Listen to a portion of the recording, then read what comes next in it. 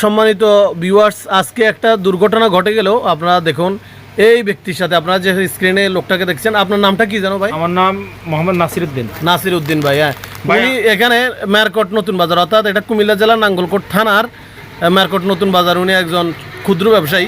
ওনার নিকট থেকে প্রতারণা করে একজন, অর্থাৎ কার নাম বলি টাকাটা নিছে ভাই, এই যে বলছিল নাঙ্গলকোট থেকে ম্যাজিস্ট্রেট আসবো, ম্যাজিস্ট্রেট আসবে। আচ্ছা, তো ওনার নাম বলি উনি আসছিল আপনার গ্রাম পুলিশ আসছিল। গ্রাম পুলিশ আসিয়া বলছিল, গ্রাম পুলিশ যে আসছে ওনার নাম হলো জাহাঙ্গীর। জাহাঙ্গীর আসিয়া প্রত্যেকটা দোকানে, মুদি দোকানে আর বলতেছে যে দোকানে মিষ্টি বেছে, আমরা মিষ্টি বেছেননি। পরে আমি বললাম যে ভাই, আমরা মিষ্টি বিক্রি করি, মিষ্টিটা তো আমরা কোনো বানাই না, হয়তো আমরা অন্য থেকে কিনে আনি, কেউ অর্ডার দিলে আমরা আনি দিই এতটুকে।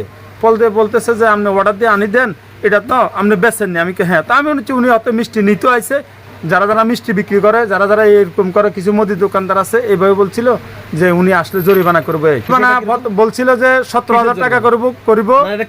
এটা আপনি মিষ্টি বিক্রি করতেছেন, হ্যাঁ না মিষ্টি বিক্রি করতেছেন, আপনার কোনো ট্রেড লাইসেন্স নাই, এগুলো হ্যাঁ এগুলো নেই। পরে আমি বললাম যে আমি তো সামান্য দোকানদার, গ্রাম অঞ্চলের দোকানদার, আমি ট্রেড লাইসেন্স যদি দিই করি, তো আমি এরপরে বউ বাচ্চা লই কি খামো? এটা হলো গ্রাম্য দোকানদারি, ঠিক আছে না? হয়তো 1,000-1,500 টাকা দোকানদারি, এটা দিয়ে আমি ট্রেড লাইসেন্স দিই, এরপরে কী করি? আমার কাছে ট্রেড লাইসেন্স নাই। পরে বিষয়টা জানে আমার জাহাঙ্গীরে বলছিল, জাহাঙ্গীরের নাম, উনি হলো গ্রাম পুলিশ। পরে এরপর ওনার ফোন কিন্তু ওনার কানে, ওই এই ছেলেটার কানে। পরে করছে ধরেন আমি ওনার সাথে কথা কন, ঠিক আছে না, এই যে ম্যাজিস্ট্রেটের সাথে কথা কন। পরে আমি স্যারের সালাম দিলাম। উনি বলছিল যে তুমি কি বেছো? আমি কি স্যার আমি বিক্রি নিজে বেছি, আমি কি নিজে বানাই না, অন্য অন্যারে কেউ অর্ডার দিলে দিয়ে গেছে, আমি কিনে আনি দিয়ে করে এই প্রতি মিষ্টি অত 10 টাকা করি পাই কেজি প্রতি। পরে বিক্রি করেনি সেটা বলো? আমি কি হ্যাঁ স্যার বিক্রি করি, কেউ অর্ডার দিলে আমি দিই, আমি কোনো মিষ্টি বানাই না, এখানে আমার কোনো মিষ্টির কোনো এখানে কারখানা নাই, আপনি পরিদর্শন করলে কারখানা আছে। পরে তুমি এত কথা কই না, এখানে তুমি যদি করো তাহলে এখানে জরিমানা বেশি হবে। এই তো আমি স্যার এখন কি করা সেটা বলেন। তুমি 4200 টাকা দাও।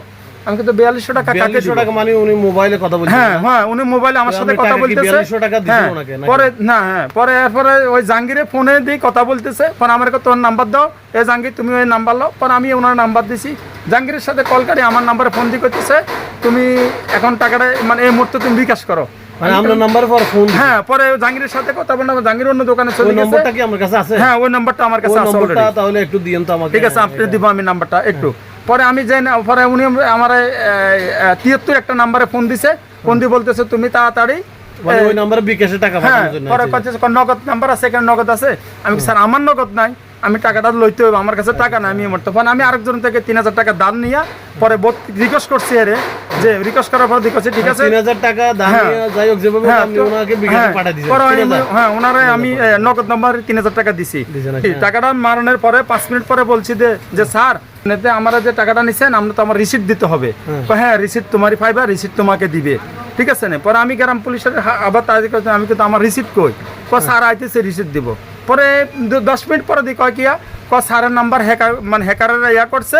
পরে এমনি এমনি স্যারের নাম্বার হ্যাক হয়ে গেছে, কই এমনি এমনি এটা স্যার না, অন্য নাম্বারে টাকাটা চলে গেছে। টাকাটা নগদ নাম্বারটা বন্ধ, আর যেটাতে আমার ফোন দিছে ওইটাও বন্ধ।